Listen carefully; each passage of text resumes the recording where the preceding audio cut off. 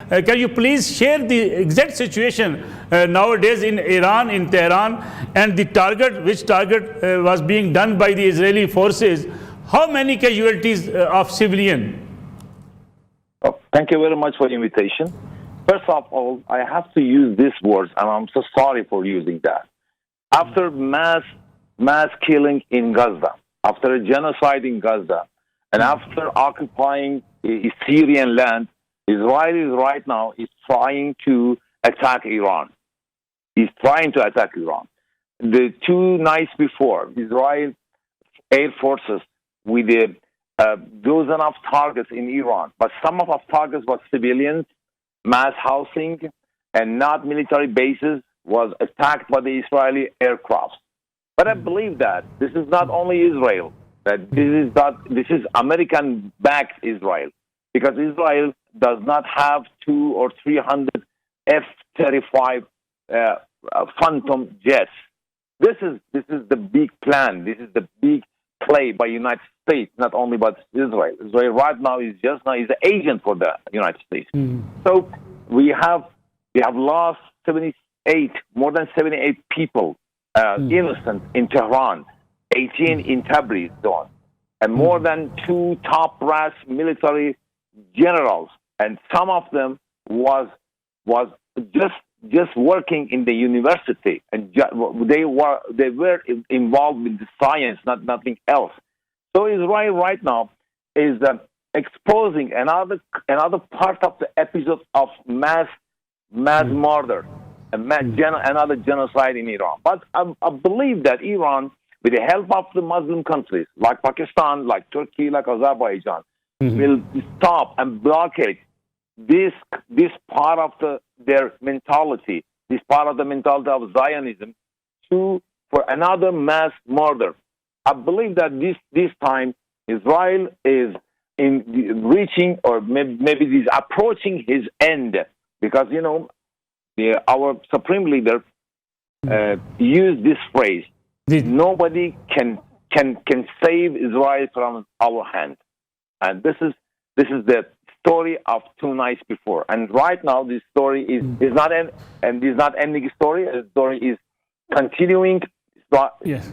Israel is still attacking Iran targets, such as Fordo, for example, enrichment and uranium enrichment. They're trying to use this uranium for producing electricity, and other bases.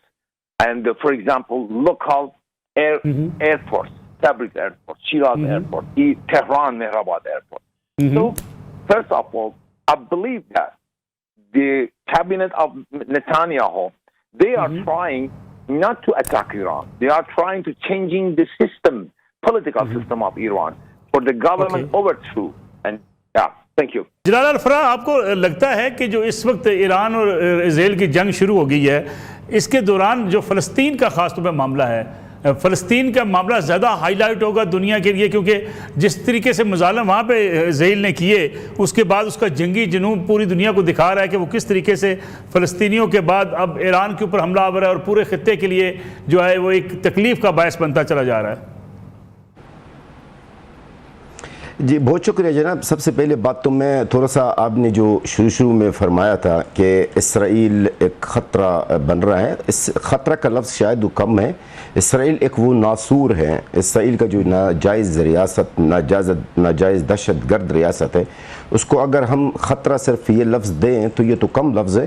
یہ ایک وہ cancer ہے، یہ وہ ناسور ہے جو اگر اس کو کنٹرول نہ کیا گیا ہے تو پورا جسم میں پھیلے گا، یعنی پورا خطہ کے اندر میں پھیل جائے گا۔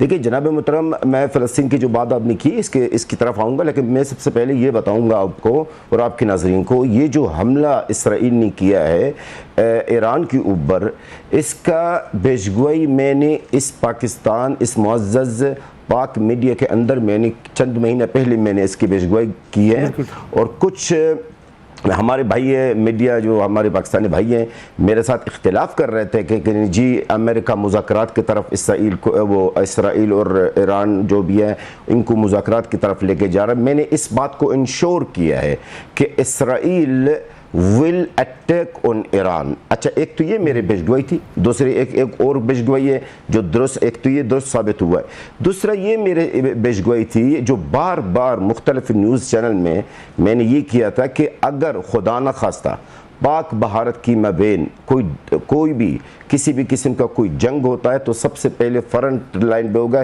یہ ناجائز دہشت گرد ریاست اسرائیل ہے جو انڈیا کا ساتھ ہوگا، انڈیا کے سپورٹر ہوگا۔ آپ نے جو سوال کیا سر کہ فلسطین کی ایشو پر، دیکھیے اسرائیل اور ایران کے مابین جو معاملات ہیں وہ آج سے نہیں ہیں۔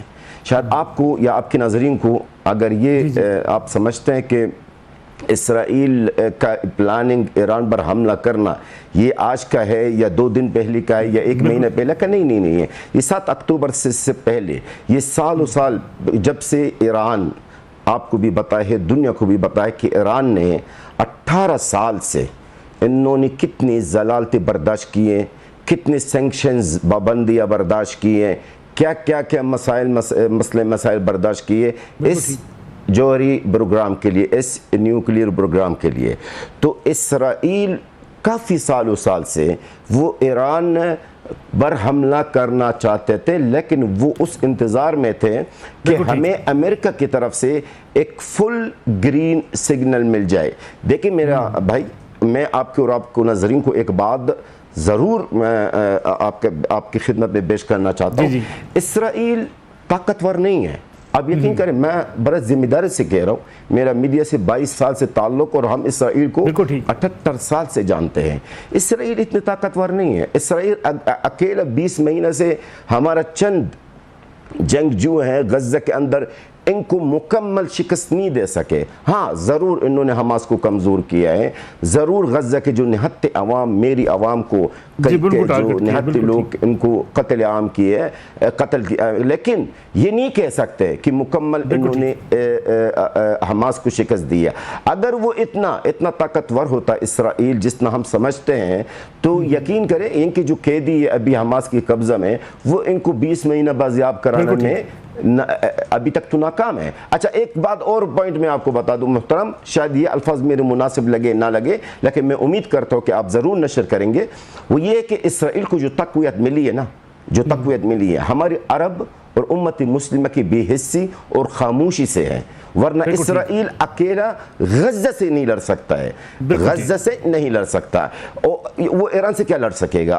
جب تک امریکہ اسرائیل کا ساتھ نہیں دے گا وہ کسی بھی جنگ میں وہ کامیاب نہیں ہو سکتا۔ اچھا فلسطین کے آخری پوائنٹ، فلسطین کے دیکھیں سر، فلسطین کا ایشو ہے وہ آپ اس کو بالکل الگ کر دیں۔ یہ جو ابھی ہو رہا ہے ایران اور اسرائیل کی مابین ہے، یہ چند دنوں کا ہو سکتا ہے، 2 دن کا ہو سکتا ہے، 4 دن کا ہو سکتا ہے، آخر میں پھر امریکہ وہی کردار ادا کرے گا مذاکرات کا۔ مذاکرات تو کل ہونی تھے نا، اتوار کے دن ہے۔ یہ امریکہ اور اسرائیل کا ایک خبیث پالیسی ہے، ایک ملٹری پریشر ڈالنے کی مذاکرات سے پہلے، جس طرح حماس کے ساتھ انہوں نے کیا، جس طرح حزب اللہ کے ساتھ انہوں نے کیا ہے، ایک ملٹری پریشر ڈال دو پھر مذاکرات کی طرف آ جائے، تاکہ یہ جو سامنے والا جو فریق ہے وہ اپنے مطالبات سے دستبردار ہو جائے۔ تو یہ ہے ان کی جو خبیث پالیسی ہے۔ باقی اس کا جو اثر غزہ یا فلسطین کے اوپر ہے تو میرے خیال میں تو یہ نہیں کہوں گا کہ اس کا کوئی اثر ہوگا۔ فلسطینیوں کو قتل عام نصر اللہ صاحب چلتے رہے گا اگر امت مسلمہ نے کوئی مؤثر اقدام نہیں کیا، جو امت مسلمہ سوئی ہوئی ہے 20 مہینے سے، اگر انہوں نے ابھی بھی آپ دیکھ لیں غزہ یہ دوسرا دن ہو گئے بلیک آؤٹ کیا گیا ہے، اس کو کوئی کمیونیکیشن نہیں ہے، کوئی فون نہیں ہے، کوئی انٹرنیٹ نہیں ہے، کچھ بھی نہیں۔ اب یقین کریں ابھی مجھے بتائیں، میں تو ڈیلی بیسس پہ ہر 1 منٹ میرے پاس اپڈیٹس آتے تھے، ابھی 2 دن سے میرے پاس کسی بھی قسم کا کوئی اپڈیٹ نہیں آئی ہے۔ تو میرے خیال میں اگر ہم یہ سمجھے، اگر ہم فلسطین کے ایشو ایران اسرائیل کے ایشو کے ساتھ جوڑ دیں تو میرے خیال میں یہ ٹھیک نہیں ہے۔